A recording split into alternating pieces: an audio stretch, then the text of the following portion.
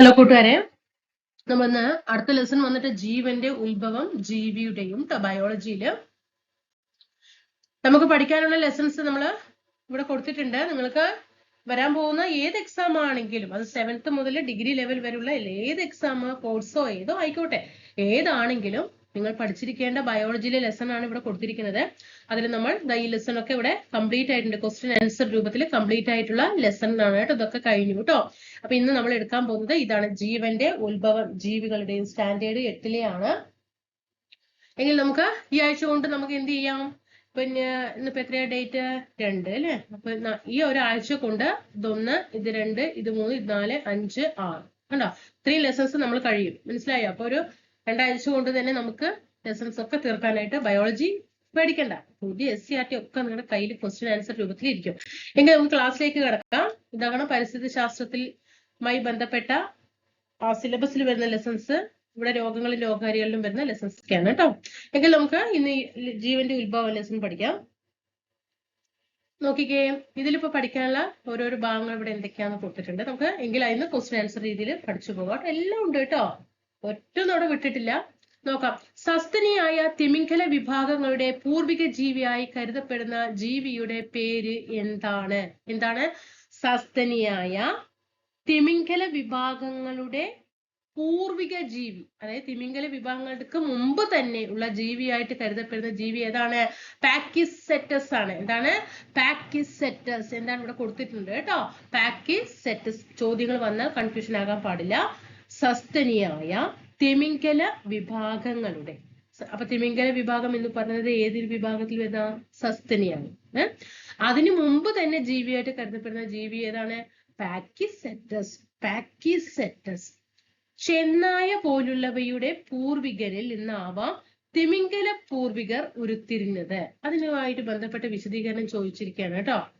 അതായത് ഈ തിമിംഗലം രൂപം കൊണ്ടിരിക്കുന്നത് എങ്ങനെയാണ്, ആ വിഭാഗങ്ങൾ ഇവിടെ എത്തിച്ചേർന്നത് എന്ന് ചോദിച്ചാൽ ചെന്നായ പോലുള്ളവരുടെ പൂർവികരിൽ നിന്നാണ് തിമിംഗലം പൂർവികർ ഉരുത്തിരുന്നത് എന്നൊരു ഇതുണ്ട്. അത് എന്താകാൻ കാരണം എന്നാ ചോദിച്ചത്, 50 ദശലക്ഷം വർഷങ്ങൾക്ക് മുമ്പ് ഭൂമിയിൽ ജീവിച്ചിരുന്ന പാക്കിസെറ്റസിന് ചെന്നായിയുടെ ശാരീരിക സവിശേഷതകളും നീന്താൻ അനുയോജ്യമായ ശരീരഘടനയും ഉണ്ടായിരുന്നു. അപ്പൊ നമ്മൾ തിമിംഗലത്തിന്റെ പൂർവികരാണ് പാക്കിസെറ്റൻസ് എന്ന് പറഞ്ഞു. ഈ പാക്കിസെറ്റൻസിന് ചെന്നായിയുടെ ഏകദേശ രൂപങ്ങളൊക്കെ ഉണ്ട്. അതുകൊണ്ട് തന്നെ തിമിംഗലത്തിനും എന്താണ് ആ രൂപങ്ങൾ ഉണ്ടാകാം. അപ്പൊ ചെന്നായിൽ നിന്ന് ആയിരിക്കാം തിമിംഗല പൂർവികർ ഉരുത്തിരുന്നത് എന്നൊരു നിഗമനം കൂടി ഉണ്ട്. ഇവയുടെ പിൻഗാമികൾ ജലത്തിൽ കൂടുതൽ സമയം ചെലവഴിച്ചതോടെ അവയുടെ കാലുകൾ തുഴകളെ പോലെ പരിണമിച്ചുവെന്നും ക്രമേണ അവ തിമിംഗല പൂർവികരായിട്ട് പരിണമിച്ചുവെന്നും കരുതുന്നു. ഓക്കെയാണോ? ഇനി അടുത്തത്, ജീവികൾക്ക് ഘടനാപരമായ മാറ്റം സംഭവിക്കാനുള്ള കാരണം എന്താണ്? ബാഹ്യ പരിസരത്തിൽ ഉണ്ടാകുന്ന വ്യതിയാനങ്ങളെ അതിജീവിക്കുന്നതിന് വേണ്ടിയിട്ടാണ് ജീവികളിൽ ചില ഘടനാപരമായ മാറ്റങ്ങൾ സംഭവിക്കുന്നത് അല്ലെ. അപ്പൊ ജീവികളിലാണെങ്കിൽ ഇപ്പൊ നമുക്കറിയാം, ഇപ്പൊ നമുക്ക് ഈ ഒച്ച് കണ്ടിട്ടുണ്ടോ? ഈ ഒച്ചിന്റെ മേലെ ഒരു പുറംതോടുണ്ട് അല്ലെ. പുറംതോട് എന്താണ്? അതിന്റെ ആന്തരിക ഭാഗങ്ങളെ സംരക്ഷിച്ചു നിർത്താനാണ് പുറംതോട്. നല്ല കട്ടിയാണ് അല്ലെ ആ ഷെല്ലിന് അല്ലെ. എന്തിനാണ്? ബാഹ്യ പരിസരത്തിലുണ്ടാകുന്ന വ്യതിയാനങ്ങളെയൊക്കെ അതിജീവിക്കാൻ വേണ്ടിയിട്ടാണ് അങ്ങനെ മാറ്റങ്ങൾ ഓരോരോ ജീവികൾക്കും. ആമയുടെ മേലെ കണ്ടിട്ടില്ലേ ഷെല്ല് നല്ല കട്ടിയായിരിക്കും അല്ലെ. അങ്ങനെ ഓരോരോ ജീവികൾ. ഇപ്പൊ നമുക്ക് മനുഷ്യനിൽ എടുക്കുകയാണെങ്കിൽ നമ്മുടെ തലയെ ആവരണം ചെയ്യുന്നതാണ് അല്ലെ, ബ്രെയിനിനെ സംരക്ഷിക്കാൻ, തലച്ചോറിനെ ഒക്കെ സംരക്ഷിക്കാൻ വേണ്ടിയിട്ടാണ് കപാലം എന്ന തലയോട്ടി അല്ലെ നമ്മുടെ പുറം ഭാഗത്തെ ആവരണം ചെയ്യുന്നത്. അതേപോലെ നമ്മുടെ ശരീരത്തിൽ ത്വക്കുണ്ട് അല്ലെ. ത്വക്ക് എന്താണ്? ശരീരത്തിൽ സ്കിന്നില്ലെങ്കിൽ എന്താ പ്രശ്നം? ഉള്ളിലുള്ള അവയവങ്ങളൊക്കെ എന്തായിരിക്കും? വൃത്തിഹീനമായിരിക്കും. അപ്പൊ നമ്മുടെ ശരീരത്തിൽ പൊതിഞ്ഞു കാണുകയാണ് അല്ലെ. അപ്പൊ അതൊക്കെ അവിടെ നോക്കി വെക്കാം. ഏകദേശം എത്ര വർഷം മുമ്പാണ് ഭൂമിയിൽ ജീവൻ ഉത്ഭവിച്ചത്? എത്ര വർഷം മുമ്പാ ഭൂമിയിൽ ജീവൻ ഉത്ഭവിച്ചത്? 3.5 ദശലക്ഷം വർഷം മുമ്പ്. അത് പ്രീവിയസ് ചോദ്യമാണ്. എത്ര വർഷം മുമ്പാണ് ഭൂമിയിൽ ജീവൻ ഉത്ഭവിച്ചത് എന്ന് ചോദിച്ചാൽ 3.5. ഇതിവിടെ ഈ വാക്കൊന്ന് ശ്രദ്ധിക്കണം. ദശലക്ഷം. 3.5 ലക്ഷം അല്ല, 3.5 ദശലക്ഷം വർഷം മുമ്പാണ്. ജീവന്റെ ആവിർഭാവവുമായി ബന്ധപ്പെട്ട പ്രധാനപ്പെട്ട ആശയങ്ങൾ എന്തെല്ലാം? എങ്ങനെയാണ് നമ്മുടെ ഭൂമിയിൽ ജീവൻ ഉടലെടുത്തത്? അതുമായി ബന്ധപ്പെട്ട തിയറീസ് ഏതൊക്കെയാണ്? പാൻസ്പെർമിയ സിദ്ധാന്തവും രാസപരിണാമ സിദ്ധാന്തവും. ഈ സിദ്ധാന്തങ്ങളൊക്കെയാണ് ഭൂമിയിലെ ജീവന്റെ ആവിർഭാവങ്ങളെ കുറിച്ച് വിശദമായ വിവരണങ്ങൾ നൽകുന്നത്. ഏതൊക്കെ സിദ്ധാന്തങ്ങളാണ്? പാൻസ്പെർമിയ സിദ്ധാന്തവും രാസപരിണാമ സിദ്ധാന്തവും. പാൻസ്പെർമിയ സിദ്ധാന്തം, പാൻസ്പെർമിയ ആൻഡ് രാസപരിണാമം. എന്താണ് പാൻസ്പെർമിയ? എന്താണ്? ഏതോ അന്യഗ്രഹത്തിൽ ഉത്ഭവിച്ച സൂക്ഷ്മ ജീവകണികകൾ, ഏതോ അന്യഗ്രഹത്തിൽ ഉത്ഭവിച്ച ഒരു സൂക്ഷ്മ ജീവകണികയാണ് ഏത്? പാൻസ്പെർമിയ എന്ന് പറയുന്നത്. ആകസ്മികമായിട്ട് ഭൂമിയിൽ എത്തിച്ചേർന്നു എന്നതാണ് പാൻസ്പെർമിയ സിദ്ധാന്തം. ഏതോ അന്യഗ്രഹത്തിൽ ജീവിച്ച സൂക്ഷ്മ ജീവിയായ പാൻസ്പെർമിയ ആകസ്മികമായിട്ട് ഭൂമിയിൽ എത്തിച്ചേർന്നതാണ് പാൻസ്പെർമിയ സിദ്ധാന്തം രൂപപ്പെടാൻ കാരണം. ഇനി എന്താണ് രാസപരിണാമ സിദ്ധാന്തം? ആദിമ ഭൂമിയിലെ സവിശേഷ സാഹചര്യങ്ങളിൽ, അതായത് ഇപ്പൊ കാണുന്ന ഭൂമിയിലെ ഓരോ സാഹചര്യങ്ങളിലും സമുദ്രത്തിലെ രാസവസ്തുക്കൾ കൂടിച്ചേർന്നുണ്ടായ പ്രവർത്തനം വഴി ജീവൻ ആവിർഭവിച്ചു എന്ന് വിശദീകരിക്കുന്നതാണ് രാസപരിണാമ സിദ്ധാന്തം. ഇത് ഒപ്പാരിൻ ഹാൽഡേൻ പരികൽപ്പന എന്നും അറിയപ്പെടുന്നു. ചോദ്യം വരും ട്ടോ, ചോദ്യം വരും. ഒപ്പാരിൻ ഹാൽഡേൻ പരികൽപ്പന എന്നറിയപ്പെടുന്ന തിയറി ഏതെന്ന് ചോദിച്ചാൽ അത് രാസപരിണാമ സിദ്ധാന്തം. പാൻസ്പെർമിയൊക്കെ ഉണ്ടാകും ബ്രാക്കറ്റിൽ, കേൾക്കണ്ടോ? അപ്പൊ നമ്മളിപ്പോ ഒരു യാദൃച്ഛികമായി നമുക്ക് പറയാം അല്ലെ, ഈ ഇങ്ങനെ ഒരു സിദ്ധാന്തം തന്നിട്ട് താഴെ ഏതെന്ന് ചോദിച്ചാൽ നമ്മൾ ഇതുവരെ വായിച്ചിട്ടില്ല. അപ്പൊ പാൻസ്പെർമിയ അതും വായിച്ചിട്ടില്ല. അപ്പൊ ഇത് തന്നെയായിരിക്കും, മറ്റു വേഗം പാൻസ്പെർമിയക്ക് പോകില്ലേ? അല്ല, ഇവിടെ ഏതാ സിദ്ധാന്തം? രാസപരിണാമ സിദ്ധാന്തത്തിന് ഉദാഹരണമാണ് അറിയപ്പെടുന്ന മറ്റൊരു പേരാണ് ഒപ്പാരിൻ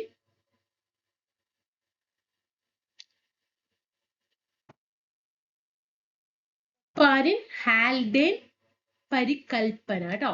ഒപ്പാരിൻ ഹാൽഡേൻ പരികൽപ്പന എന്നറിയപ്പെടുന്ന സിദ്ധാന്തമാണ് രാസപരിണാമ സിദ്ധാന്തം. ഇനി പാൻസ്പെർമിയ രാസപരിണാമ സിദ്ധാന്തങ്ങളുടെ വിശകലനത്തിലൂടെ എത്താവുന്ന നിഗമനം എന്താണ്? എന്തായിരിക്കും?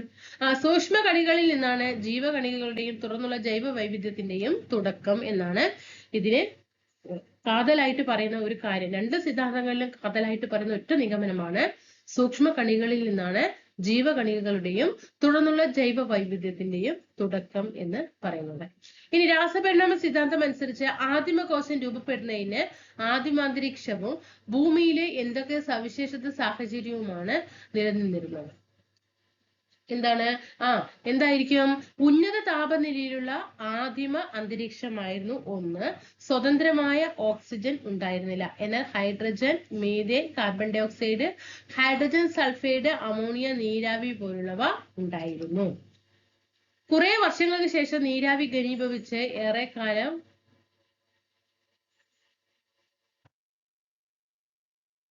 ത് അവിടെ ഇത് ഓരോന്നോരോന്ന് ശ്രദ്ധിക്കണം കേട്ടോ. Hydrogen, methane, carbon dioxide, hydrogen sulphide, ammonia, നീരാവി പോലുള്ളവ ഉണ്ടായിരുന്നു. കുറെ വർഷങ്ങൾക്ക് ശേഷം നീരാവി ഘനീഭവിച്ച് ഏറെക്കാലം നീണ്ടുനിന്ന മഴയുണ്ടായത് ആദിമ സമുദ്രത്തിന്റെ രൂപീകരണത്തിന് വഴിവെച്ചു. ആദിമ സമുദ്രത്തിലേക്ക് ക്രമേണ വിവിധ പദാർത്ഥങ്ങൾ ലയിച്ചു ചേർന്നു. സമുദ്രത്തിലെ രാസപരിണാമ പ്രക്രിയയ്ക്കുള്ള ഊർജ്ജ സ്രോതസ്സുകളായി സൂര്യപ്രകാശമായ ഇടിമിന്നൽ, അൾട്രാവയലറ്റ് കിരണങ്ങൾ, അഗ്നിപർവ്വത സ്ഫോടനങ്ങൾ എന്നിവ വർദ്ധിച്ചു. അപ്പൊ ഇതൊക്കെയാണ് ആദിമകോശം രൂപപ്പെടുന്നതിന് ആദിമ അന്തരീക്ഷത്തിലും ഭൂമിയിലും ഉണ്ടായ സാഹചര്യങ്ങൾ. ഈ ആദിമകോശം രൂപപ്പെടാൻ അതിനനുസരിച്ചിട്ടൊരു സാഹചര്യം ഭൂമിയിൽ വേണം അല്ലെ? അപ്പൊ എന്തൊക്കെയാണ് അങ്ങനെയുള്ള സാഹചര്യങ്ങൾ ചോദിച്ചാൽ ഉയർന്ന താപനിലയിലുള്ള അന്തരീക്ഷം ഉണ്ടായിരുന്നു. അതുപോലെ സ്വതന്ത്രമായിട്ടുള്ള ഓക്സിജൻ ഉണ്ടായിരുന്നില്ല. ഹൈഡ്രജനും മീഥേനും carbon dioxide, hydrogen sulphide, ammonia, നീരാവി പോലുള്ളവർക്ക് ഉണ്ടായിരുന്നു. നീണ്ടുനിന്ന മഴ, അതേപോലെ ആദിമ സമുദ്രത്തിലേക്ക് പദാർത്ഥങ്ങൾ ലയിച്ചു ചേർന്നത്, സൂര്യപ്രകാശം, ഇടിമിന്നൽ, അൾട്രാവയലറ്റ് കിരണങ്ങൾ, അഗ്നിപർവ്വത സ്ഫോടനങ്ങൾ എന്നിവ വർദ്ധിച്ചതൊക്കെ ഇതിന് കാരണങ്ങളായിരുന്നു. രാസപരിണാമ പ്രക്രിയയിലൂടെ ആദിമകോശം രൂപപ്പെട്ടത് എങ്ങനെയായിരിക്കാം? ആദിമ ഭൂമിയുള്ള സമുദ്രത്തിലെ സവിശേഷ സാഹചര്യങ്ങളിൽ വിവിധ ഊർജ്ജ സ്രോതസ്സുകളായ ചില രാസവസ്തുക്കളിൽ നിന്നും ജൈവകണികകൾ രൂപപ്പെടുന്നു. ഇവയിൽ നിന്ന് ക്രമേണ സങ്കീർണ ജൈവകണികളും പരിണമിച്ചു. പിന്നീട് രൂപപ്പെടുന്നതും സ്വയം ഇരട്ടിക്കാൻ ശേഷിയുള്ളതുമായ ന്യൂക്ലിക് ആസിഡ് എന്ന സങ്കീർണ തന്മാത്രയ്ക്ക് കൊഴുപ്പ് ആവരണം കൂടി ലഭിച്ചതോടുകൂടി സ്വയം ഇരട്ടിക്കാൻ ശേഷിയുള്ള ആദിമകോശം ആദിമ സമൂഹത്തിൽ രൂപപ്പെട്ടു. ഓക്കെ, അപ്പൊ എങ്ങനെയാണ് ആദിമ ജീവകോശം എത്തിയത്? ആദിമ ഭൂമി, അവിടെ നല്ലൊരു അന്തരീക്ഷം, അവിടെ സമുദ്രം, അവിടെ ലഘു ജൈവകണികൾ, സങ്കീർണ ജൈവകണികൾ, പിന്നെ ന്യൂക്ലിയസ് ആസിഡിന്റെ കൊഴുപ്പിന്റെ ആവരണം.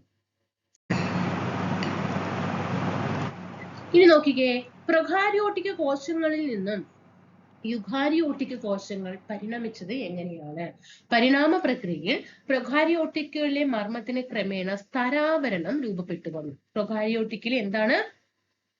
പ്രൊകാരിയോട്ടിക് കോശങ്ങളില് മർമ്മത്തിന് ഒരു സ്തരാവരണം രൂപപ്പെടുകയും കൂടാതെ സ്തരാവരണമുള്ള കൂടുതൽ കോശാംഗങ്ങളും രൂപപ്പെട്ടെന്ന് വന്നു. അങ്ങനെ അവ യുകാരിയോട്ടിക് കോശങ്ങളായിട്ട് മാറി. പ്രൊകാരിക്ക് യുകാരിയോട്ടിക് മാറാൻ കാരണം പ്രൊകാരിയോട്ടത്തിന്റെ മർമ്മങ്ങളില് സ്തരാവരണങ്ങൾ രൂപപ്പെടുകയും പിന്നെ സ്തരാവരണമുള്ള കൂടുതൽ കോശാംഗങ്ങൾ രൂപപ്പെടുകയും ഇത് യുകാരിയോട്ടിലേക്ക് പരിവർത്തനം ചെയ്യുകയുമാണ് ചെയ്തത് കേട്ടോ.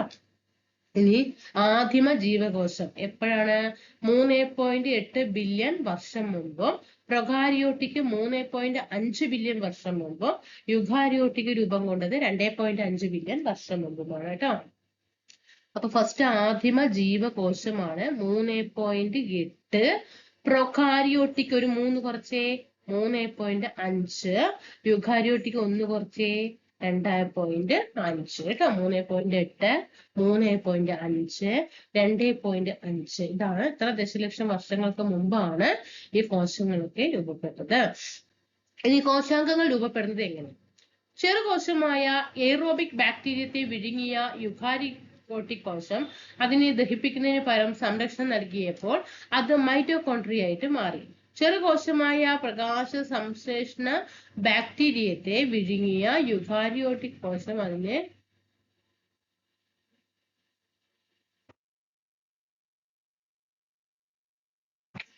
ഇവിടെ ഈ ഒരു വാക്കൊന്ന് ശ്രദ്ധിക്കണം. മൈറ്റോകോൺട്രിയ ആയിട്ട് മാറി. ചെറുകോശമായ പ്രകാശ സംശ്ലേഷണ ബാക്ടീരിയത്തെ വിഴുങ്ങിയ യുകാരിയോട്ടിക് കോശം അതിനെ ദഹിപ്പിക്കുന്നതിന് പകരം സംരക്ഷണം നൽകിയപ്പോൾ അത് ഹരിതകണമായിട്ട് മാറി. ത്രോട്ട് പെയിൻ ഉണ്ട്, അപ്പൊ പെട്ടെന്ന് അതാണ് സ്റ്റെക്ക് ആണത് കേട്ടോ. ഞാനൊന്ന് ഇത്തിരി റെസ്റ്റ് കൊടുക്കുകയാണ്, എന്നിട്ട് വീണ്ടും വായിക്കുകയാണ്. അപ്പൊ എങ്ങനെയാണ് കോശാംഗങ്ങൾ രൂപപ്പെടുന്നത് എന്ന് ചോദിച്ചാൽ, ചെറുകോശമായ എയ്റോബിക് ബാക്ടീരിയത്തെ വിഴുങ്ങിയ ഏത് ബാക്ടീരിയാണ്? എയ്റോബിക് ബാക്ടീരിയത്തെ വിഴുങ്ങിയ യുകാരിയോട്ടിക് കോശം അതിനെ ദഹിപ്പിക്കുന്നതിന് പകരം എന്ത് ചെയ്തു? സംരക്ഷണം നൽകിയപ്പോൾ അത് മൈറ്റോകോൺട്രിയ ആയിട്ട് മാറി. ഇനി ചെറുകോശമായ പ്രകാശ സംശ്ലേഷണ ബാക്ടീരിയത്തെ വിഴുങ്ങിയ യുകാരിയോട്ടിക് കോശം അതിനെ ദഹിപ്പിക്കുന്നതിന് പകരം സംരക്ഷണം നൽകിയപ്പോൾ അത് ഹരിതകണമായിട്ട് മാറി. അപ്പൊ എയ്റോബിക് ബാക്ടീരിയത്തെ മൈറ്റോകോൺട്രിയയായിട്ട് മാറ്റി പ്രകാശ സംശ്ലേഷണ ബാക്ടീരിയത്തെ ഹരിതകണമായിട്ട് മാറ്റുകയും ചെയ്തു. ഇനി ഭൂമിയുടെ ഉത്ഭവം, ആ ജീവജാലങ്ങൾ രൂപപ്പെട്ടുവാനെടുത്ത സമയമൊക്കെ ഇവിടെ കൊടുത്തിട്ടുണ്ട്. ഇതൊക്കെ നോക്കുക. ഭൂമിയുടെ ഉത്ഭവം എപ്പോഴാണ്? ഏകകോശ പ്രൊകാരിയോട്ടികൾ എപ്പോഴാണ്? ബഹുകോശം സസ്യങ്ങള്, ജന്തുക്കള്, ദിനോസറുകള്, സസ്തനികള്.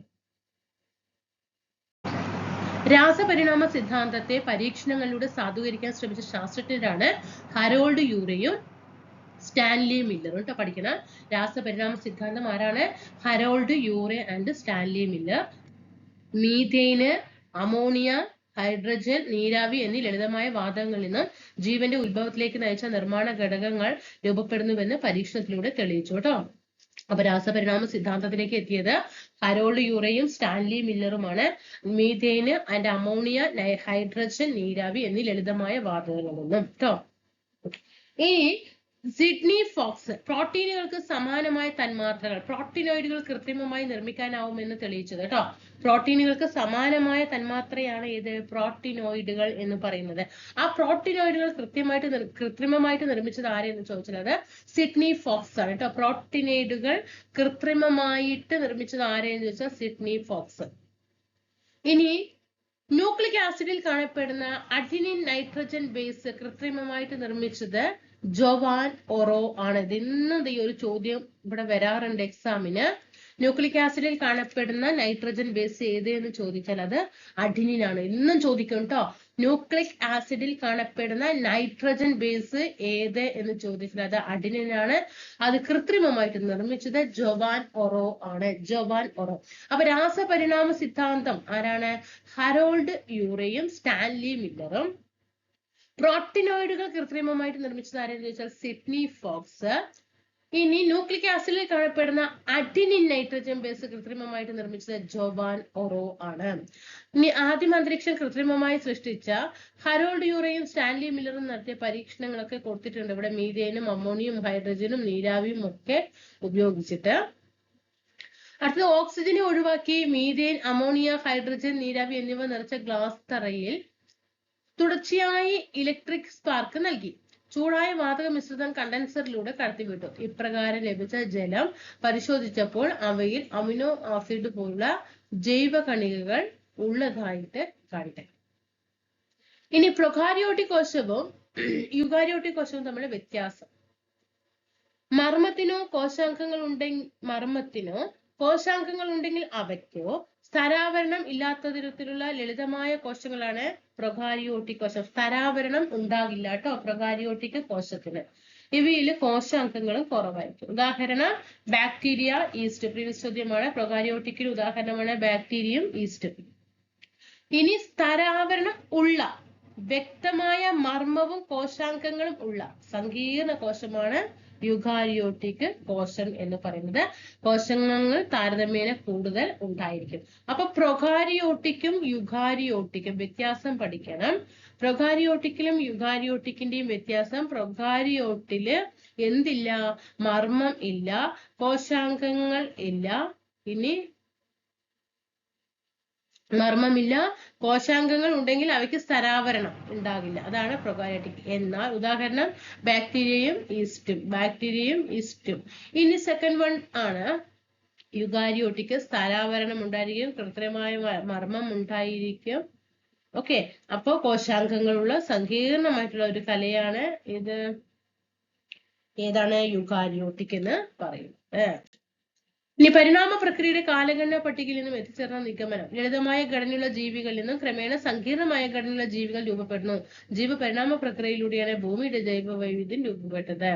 അടുത്തത്, ഭൂമിയിൽ ഏറ്റവും അവസാനം ആവിർഭവിച്ച ജന്തു വിഭാഗം ഏതാണ്? മനുഷ്യൻ ഉൾപ്പെടെയുള്ള സസ്തനി. നമ്മളാണ് കേട്ടോ അവസാനം ഉത്ഭവിച്ച വിഭാഗം. എന്താണ് കോസ്മിക് കലണ്ടർ? പ്രപഞ്ചത്തിന്റെ പ്രായം 1 വർഷമായി കണക്കാക്കി തയ്യാറാക്കുന്നതാണ് കോസ്മിക് കലണ്ടർ എന്ന് പറയുന്നത്. കോസ്മിക് കലണ്ടർ എന്നാണ് പ്രപഞ്ചത്തിന്റെ പ്രായം 1 വർഷമായി കണക്കാക്കി തയ്യാറാക്കുന്നത്. 1 വർഷമാക്കി കണക്കാക്കി തയ്യാറാക്കുന്നതാണ് കോസ്മിക് കലണ്ടർ എന്ന് പറയുന്നത്. ഭൂമിയുടെ ആവിർഭാവം, ജീവോൽപത്തി, വിവിധ ജീവജാലങ്ങളുടെ ആവിർഭാവ കാലഘട്ടം എന്നിവ ഇതിൽ കാണിച്ചിരുന്നിരിക്കും. കാലഗണന പട്ടികയുടെ മറ്റു രൂപം കേട്ടോ അവിടെ കൊടുത്തിട്ടുണ്ട്. ഇതൊക്കെ നോക്കി വെക്കുക. കോസ്മിക് കലണ്ടറിൽ മനുഷ്യന്റെ ആവിർഭാവ കാലം ഡിസംബർ 31, 11:52 PM എന്ന് കൊടുത്തിട്ടുണ്ട്. ഇനി പ്രപഞ്ചത്തിന്റെ പ്രായം 1 ദിവസമായിട്ട് കണക്കാക്കിയാണ് കോസ്മിക് കലണ്ടർ തയ്യാറാക്കുന്നത് എങ്കിൽ മനുഷ്യന്റെ ആവിർഭാവം സ്ഥാനം അതിൽ എപ്പോഴായിരിക്കും? പ്രപഞ്ചത്തിന്റെ പ്രായം 1 ദിവസമായിട്ട് കണക്കാക്കുന്നതാണ് ഏത്? കോസ്മിക് കലണ്ടർ എന്ന് പറയുന്നത്. ഇനി 1 ദിവസമായി കണക്കാക്കിയിട്ടാണ് കോസ്മിക് കലണ്ടർ തയ്യാറാക്കുന്നതെങ്കിൽ മനുഷ്യന്റെ ആവിർഭാവത്തിന്റെ സ്ഥാനം അതിൽ എപ്പോഴായിരിക്കും ചോദിച്ചിട്ടുണ്ട്. എപ്പോഴായിരിക്കും കോസ്മിക് കലണ്ടറിൽ മനുഷ്യന്റെ സ്ഥാനം? മനുഷ്യന്റെ പ്രായം 23 മണിക്കൂർ 53 മിനിറ്റ് 59 സെക്കൻഡ് ആയിരിക്കും. 23 മണിക്കൂറും 53 മിനിറ്റും 59 സെക്കൻഡ്.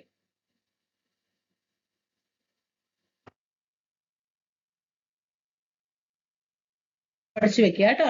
23 മണിക്കൂർ 53 മിനിറ്റ്. എല്ലാം ഒന്ന് നോക്കി വെക്കേ. കോസ്മിക് കലണ്ടർ ഒക്കെ നോക്കി വെക്കണേ. പ്രപഞ്ചത്തിന്റെ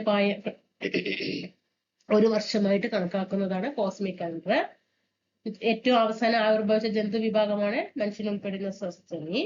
ഇനി പ്രപഞ്ചത്തിന്റെ പ്രായം എത്രയാണ്? 23 മണിക്കൂർ 53 മിനിറ്റ് 59 സെക്കൻഡ്.